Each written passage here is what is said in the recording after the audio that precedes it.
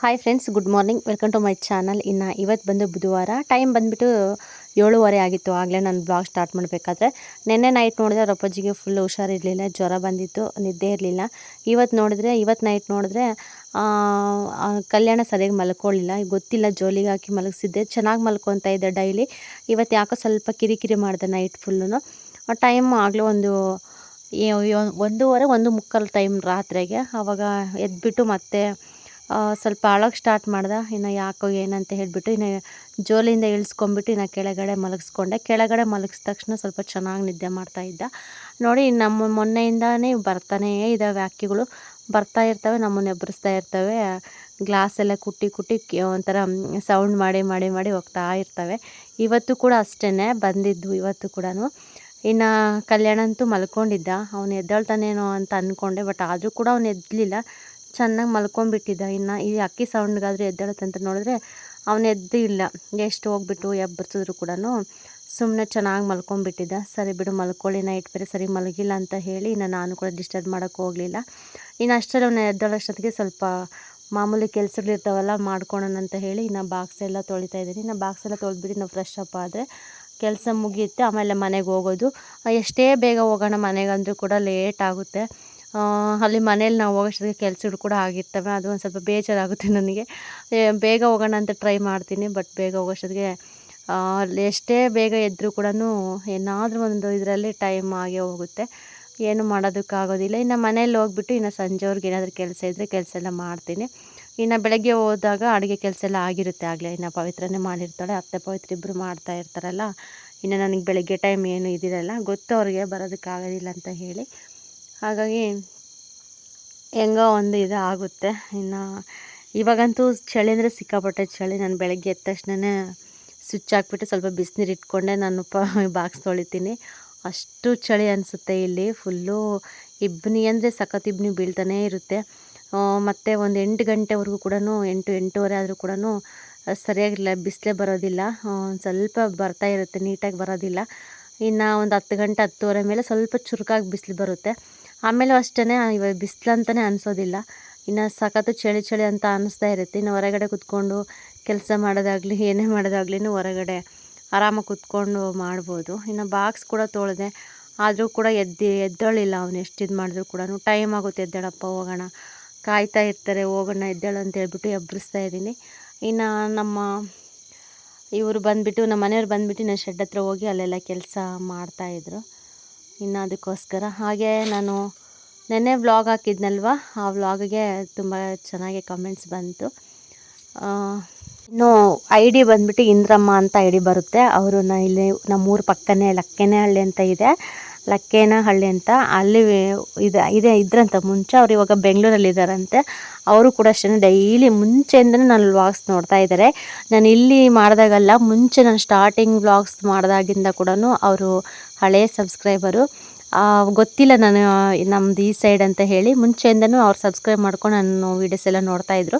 ಇಲ್ಲಿಗೆ ಬಂದಮೇಲೆ ಸಡನ್ನಾಗಿ ಈ ಊರಂತ, ನಮ್ಮೂರು ಈ ಕಡೆ ಅಂತ ಗೊತ್ತಾದ್ಮೇಲೆ ಅಂದರೆ ನಾವು ಅವ್ರೂರ ಪಕ್ಕನೇ ನಮ್ಮೂರು ಅಂತ ಗೊತ್ತಾದಮೇಲೆ ಇನ್ನು ಅವ್ರು ಯಾವಾಗಲೂ ಕಮೆಂಟ್ಸ್ ಮಾಡ್ತಾನೆ ಇರ್ತಾರೆ. ನೆನ್ನೆ ಕೂಡ ಒಂದು ಕಮೆಂಟ್ಸ್ ಮಾಡಿದರು, ತುಂಬ ಮಿಸ್ ಮಾಡ್ಕೊತಾ ಇದ್ದಾರಂತ ಅವ್ರ ಊರು.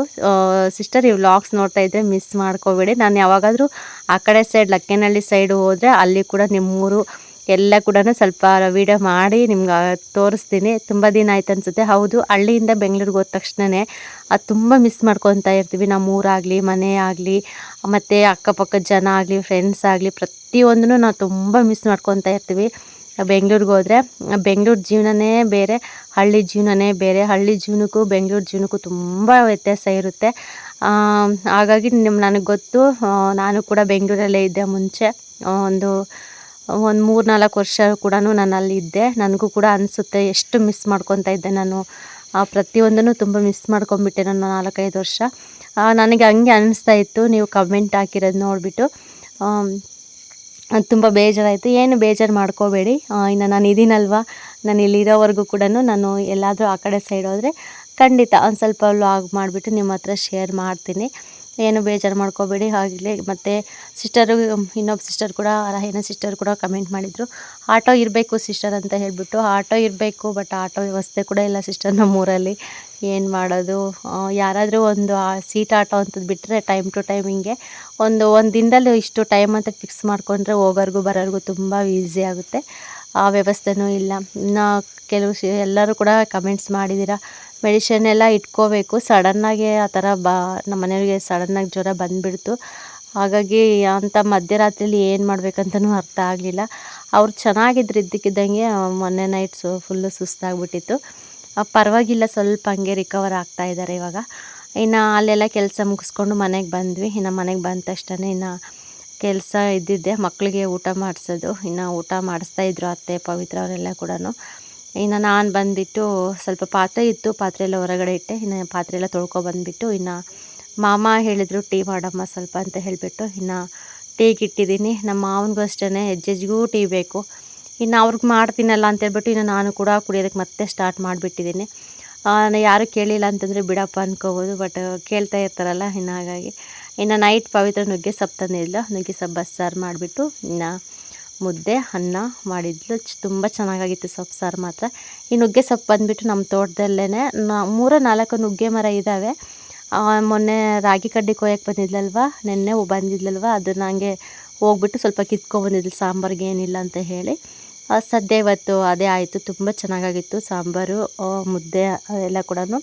ಇನ್ನು ಇಷ್ಟು ಸಾಂಬಾರು ಮಾಡ್ತೀವಿ, ಇನ್ನು ಬೆಳಗ್ಗೆಯಿಂದ ಮಧ್ಯಾಹ್ನಕ್ಕೆ ಸಾಕಾಗುತ್ತೆ. ಇನ್ನು ಮತ್ತೆ ಸಾಯಂಕಾಲ ನಾವು ಬೇರೆ ಸಾಂಬಾರು ಮಾಡಲೇಬೇಕು. ಇನ್ನು ಉಳಿಯೋದಿಲ್ಲ, ಯಾಕಂದರೆ ಎಲ್ಲ ತುಂಬ ಜನ ಇದ್ದೀವಲ್ವ, ಮತ್ತು ಮಿಕ್ಕೋದಿಲ್ಲ. ಮತ್ತು ಸಾಯಂಕಾಲಕ್ಕೆ ಬೇರೆ ಸಾಂಬಾರು ಮಾಡಬೇಕು. ಇನ್ನು ಈ ಕಡೆ ಬಂದುಬಿಟ್ಟು ಪವಿತ್ರಕ್ಕೆ ಸ್ವಲ್ಪ ಹುಷಾರಿಲ್ಲ, ಹೆಲ್ತ್ ಪ್ರಾಬ್ಲಮ್ ಇದೆ ಅವಳಿಗೆ ಪಾಪ. ಅದಕ್ಕೆ ಇನ್ನು ಬಿಸಿ ಮುದ್ದೆ ಮಾಡಿದ್ಲಲ್ವ, ಸ್ವಲ್ಪ ಬೇಗನೆ ಅಡುಗೆ ಆಗುತ್ತಲ್ಲ, ಅದಕ್ಕೋಸ್ಕರ ಇನ್ನು ಅತ್ತೆ ಕೂಡ ಬೇಗ ಊಟ ಮಾಡಮ್ಮ, ತಣ್ಣಗಾಗುತ್ತೆ ಮುದ್ದೆ ಅಂತ ಹೇಳ್ತಾಯಿದ್ರು. ಸರಿ ಬಿಡಿ ಅಂತ ಹೇಳಿ ಇನ್ನು ಊಟ ಮಾಡ್ತಾಯಿದ್ದಾಳೆ. ಇನ್ನು ಹುಡುಗರದು ಕೂಡ ಊಟ ಎಲ್ಲ ಆಯಿತು. ಊಟ ಎಲ್ಲ ಮುಗಿಸ್ಬಿಟ್ಟು ಇವಾಗ ಅಂಗನವಾಡಿಗೆ ಹೋಗೋದಕ್ಕೆ ರೆಡಿ ಆಗಿದ್ದಾರೆ. ನನ್ನ ಮಗ ಫಸ್ಟ್ಗೆ ಸ್ಟಾರ್ಟಿಂಗ್ ಸ್ವಲ್ಪ ಕಿರಿಕಿರಿ ಮಾಡ್ತಾಯಿದ್ದ, ಇವಾಗ ಚೆನ್ನಾಗಿ ಹೋಗ್ತಾ ಇದ್ದಾನೆ. ಅದೇ ಖುಷಿ ವಿಚಾರ. ನೋಡ್ತಾ ಇರ್ಬೋದು ನೀವೇ, ಇಷ್ಟೊಂದು ಬದಲಾವಣೆ ಯಾವಾಗಿಂದ ಅಂತಲೇ ಅರ್ಥ ಆಗ್ತಾಯಿಲ್ಲ. ಇನ್ನು ದಣ್ಣು ಇರ್ತಾನಲ್ವ, ಅದಕ್ಕೋಸ್ಕರ ಇನ್ನು ಹೋಗಿ ಬರ್ಬೋದು ಅಂತ ಹೇಳಿಬಿಟ್ಟು ನಾವು ಬಿಟ್ಟು ಬರೋದೇ ಇಲ್ಲ. ಇಬ್ಬರು ಕೂಡ ಆರಾಮಾಗಿ ಹೋಗ್ತೀವಿ ಅಂತ ಹೇಳಿ ಹೋಗ್ತಾ ಇರ್ತಾರೆ. ಇನ್ನು ಟೀಚರ್ ಮನೆ ಬಂದುಬಿಟ್ಟು ನಮ್ಮ ಆ ಕಡೆ ಸ್ವಲ್ಪ ಆ ಕಡೆ ಇದೆ, ಇಲ್ಲೇನೇ ಇರೋದು ಅವರು ಕೂಡ. ಇನ್ನು ಅವ್ರು ಇರಲಿಲ್ಲ, ಊರಿಗೆ ಹೋಗಿದ್ರು. ಇನ್ನು ಊರಿಂದನೇ ಡೈರೆಕ್ಟಾಗಿ ಹಂಗೆ ಬರ್ತೀವಿ ಅಂಗನವಾಡಿಗೆ ಅಂತ ಹೇಳಿದರು. ಇಲ್ಲಾಂದರೆ ಅವ್ರು ಇದ್ದಿದ್ದರೆ ಡೈರೆಕ್ಟಾಗಿ ಅವರೇ ಕೂಡ ಸ್ಕೂಲ್ ಹತ್ರ ಕರ್ಕೊಂಡು ಹೋಗ್ಬಿಡ್ತಿದ್ರು ಡೈಲಿ ಕೂಡ. ಅವ್ರು ಇಲ್ಲದೇ ಇರೋದಕ್ಕೆ ಇನ್ನು ಇವರಿಬ್ಬರೇ ಹೋಗ್ತಾ ಇದ್ದಾರೆ. ಇನ್ನು ಮಕ್ಕಳೆಲ್ಲ ಕಳಿಸಿದ್ವಿ. ಇನ್ನು ಮಕ್ಕಳೆಲ್ಲ ಕಳಿಸ್ಬಿಟ್ಟು ಇನ್ನು ಅತ್ತೆ ಇದು ಸ್ವಲ್ಪ ತುಂಬ ದಿನ ಆಯ್ತು ಆಗಲೇ ಕೊತ್ತಂಬರಿ ಕಾಳೆಲ್ಲ ಹುರಿದಿಟ್ಟಿದ್ರು, ಹಾಕ್ಸ್ಕೊಂಬರೋಣ ಅಂತೇಳ್ಬಿಟ್ಟು ಇನ್ನು ದಿಂಡವರಕ್ಕೆ ಕೆಲಸದ ಮೇಲೆ ಹೋದ್ರು ಅವರು. ಇನ್ನು ಅತ್ತೆ ಕೂಡ ಹೋದರು. ಇನ್ನು ಮಾಮ ಸ್ವಲ್ಪ ಹೊತ್ತು ಮಲ್ಕೊಳ್ಳೋಣ ಅಂತ ಮಲ್ಕೊಂಡಿದ್ರು. ಇನ್ನು ಮಕ್ಕಳು ಕೂಡ ಅಂಗನವಾಡಿಗೆ ಹೋಗಿದ್ರು. ಇನ್ನು ಅಷ್ಟರಲ್ಲಿ ಅಪರೂಪಕ್ಕೆ ಮ್ಯಾಗಿ ಮಾಡಿದ್ರು ನಮ್ಮ ಪವಿತ್ರ, ನೋಡೋಣ ಅಂತ ಹೇಳಿ ತಂದಿಟ್ಟಿದ್ಲಂತೆ. ತುಂಬ ದಿನ ಆಗಿತ್ತಂತೆ, ಒಂದು ಸತಿ ಮಾಡಿಕೊಟ್ಟಿದ್ದಾರೆ. ಸ್ವಲ್ಪನೇ ಇದ್ದಿದ್ದು, ಜಾಸ್ತಿ ಇಲ್ಲ. ಸ್ವಲ್ಪ ಜಾಸ್ತಿ ಇದ್ದಿದ್ರೆ ಮಕ್ಕಳಿಗೆಲ್ಲ ಸ್ವಲ್ಪ ಮಾಡಿಕೊಡ್ಬೋದಾಗಿತ್ತು ಅವರು ಅಂಗನವಾಡಿಯಿಂದ ಬಂದಾಗ. ಇನ್ನು ಆಗೋದಿಲ್ಲ ಒಬ್ರಿಗೂ ಕೂಡ. ಇನ್ನು ಹಾಗಾಗಿ ಇನ್ನು ಯೋಚನೆಗೆ ಒಂದು ಸ್ವಲ್ಪ ಹಿಂಗೆ ಮಾಡಿಕೊಟ್ಟಿದ್ದಾಳೆ, ತಿಂತಾಳೇನೋ ಅಂತ ಹೇಳಿ. ಇನ್ನು ಟೈಮ್ ಬಂದು ಇನ್ನು 2 ಗಂಟೆ ಆಗಿತ್ತು. ಹೋಗ್ಬಿಟ್ಟು ಇನ್ನು ಕಲ್ಯಾಣ ಊಟ ಮಾಡಿ ಆರಾಮಾಗಿದ್ದ. ಇನ್ನು ಹೋಗಿ ಕರ್ಕೊಂಬರ್ತಾಯಿದ್ದೀನಿ. ಸ್ಕೂಲಲ್ಲಿ ಮಕ್ಕಳೆಲ್ಲ ಮಲ್ಕೊಂಡ್ಬಿಡ್ತಾರೆ ಅಂಗನವಾಡಿಯಲ್ಲಿ. ಊಟ ಮಾಡಿ ಒಂದು ಸ್ವಲ್ಪ ಹೊತ್ತು ಆದಮೇಲೆ ಮಲ್ಕೊತಾರೆ ಕೆಲವರು ಆಟ ಆಡ್ಕೊಂಡಿರ್ತಾರೆ. ಇನ್ನು ನನ್ನ ಮಗ ಮಲ್ಕೊಳ್ಳೋದಿಲ್ಲ ಅಂತ ಹೇಳಿದ್ನಂತೆ, ಅದಕ್ಕೆ ಸುಮ್ಮನೆ ಇದು ಮಾಡ್ತಾನೆ ಅಂತ ಹೇಳ್ಬಿಟ್ಟು ನಾನೇ ಕರ್ಕೊಂಡು ಬರ್ತಾಯಿದ್ದೀನಿ. ಇನ್ನು ಬರಬೇಕಾದ್ರಂತೂ ಇನ್ನು ಅಂಗಡಿ ಇದೆ, ಅಲ್ಲಿಗೆ ಡೈರೆಕ್ಟಾಗಿ ನನ್ನನ್ನು ಎಳ್ಕೊಂಡು ಹೋಗ್ಬಿಟ್ಟ. ಏನು ಮಾಡಿದ್ರು ಕೂಡ ಬಿಡಲಿಲ್ಲ. ಇನ್ನು ಅವ್ರ ಪಪ್ಪ ಮೇಲೆ ಹೇಳ್ಬಿಟ್ಟು ಇನ್ನು ಡೈರಿ ಮಿಲ್ಕ್ ಚಾಕ್ಲೇಟ್ ಕೊಡಿಸ್ಕೊಂಡು ಇನ್ನು ಬಂದೆ. ಇನ್ನು ಬಂದ ತಕ್ಷಣ ಡೈರೆಕ್ಟಾಗಿ ಮನೆಗೆ ಹೋಗಲಿಲ್ಲ ನಾನು. ಇನ್ನು ಚಿಕ್ಕಮ್ಮರ ಮನೆ ಇತ್ತು, ಚಿಕ್ಕಮ್ಮರ ಮನೆಗೆ ಹೋಗಿದ್ದೀನಿ. ಇವರು ನಮಗೆ ಚಿಕ್ಕಮ್ಮ ಆಗಬೇಕು. ಅವರು ಆಶಾ ವರ್ಕರ್ ಅವರು. ಏನೋ ಸ್ವಲ್ಪ ಬರ್ಕೊತಾ ಇದ್ರು ವರ್ಕೆಲ್ಲ. ಇವತ್ತು ಮಕ್ಕಳಿಗೆ ಇಂಜೆಕ್ಷನ್ ಇದೆ ಅಂತ ಹೇಳಿಬಿಟ್ಟು ಪೇರೆಂಟ್ಸ್ ಇರ್ತಾರಲ್ಲ ಅವ್ರಿಗೆಲ್ಲ ಫೋನ್ ಮಾಡಿಬಿಟ್ಟು ಹೇಳ್ತಾಯಿದ್ರು, ಈ ಥರ ಇಂಜೆಕ್ಷನ್ ಇದೆ, ಹೋಗಿ ಹಾಕ್ಸ್ಕೊಂಬನ್ನಿ ಅಂತ ಹೇಳಿ. ಇನ್ನು ನಾನು ಹೋದೆ, ಸ್ವಲ್ಪ ಹೊತ್ತು ಕೂತ್ಕೊಂಡು ಹೋಗೋಣ ಅಂತ ಹೇಳಿ. ಇನ್ನು ಚಿಕ್ಕಮ್ಮ ಫೋನಲ್ಲೆಲ್ಲ ಮಾತಾಡ್ತಾಯಿದ್ರು. ಅವ್ರಿಗೂ ಕೂಡ ತುಂಬ ವರ್ಕ್ ಇರುತ್ತೆ. ಆಶಾ ವರ್ಕರ್ ಅಂದರೆ ಸುಮ್ಮನೆ ತಮಾಷೆ ಮಾತಲ್ಲ, ಪ್ರತಿಯೊಂದು ಕೂಡ ಮಾಡಲೇಬೇಕಾಗುತ್ತೆ. ಎಷ್ಟು ಇದು ಗೊತ್ತಾ, ಸಿಕ್ಕಾಪಟ್ಟೆ ವರ್ಕ್ ಇರುತ್ತೆ ಅವರಿಗೆ. ಇನ್ನು ಸಂಜೆ ಇನ್ನು ಅವರು ಧನುಷ್ ಕೂಡ ಧನು ಬಂದಮೇಲೆ ಇನ್ನು ಯೋಷಿತ ಕೂಡ ಮಲ್ಕೊಂಡಿದ್ಮೇಲೆ ಇನ್ನು ಸಂಜೆ ಟೈಮ್ ಆಟ ಆಡ್ಕೊಳ್ತಾ ಇದ್ದಾರೆ.